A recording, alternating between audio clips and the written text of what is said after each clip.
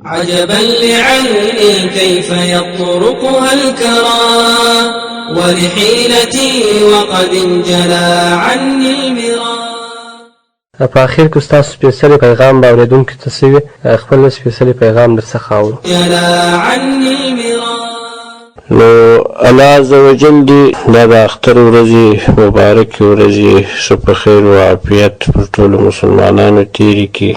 نو زما خو توصیه هم دا ده چې مسلمانان باید د اختر په هغه طریقه سره ولمانځي لکه څنګه چې مشروع دي.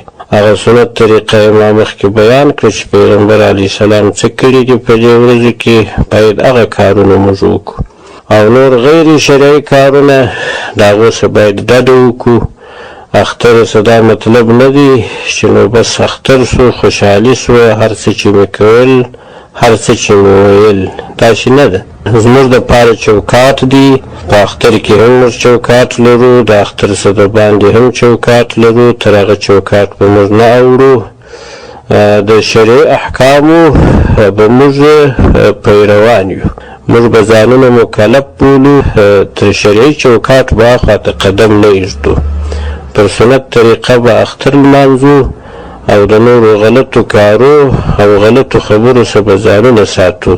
عجبا لعيني كيف يطرقها الكرى ولحيلتي وقد انجلى عني المرى.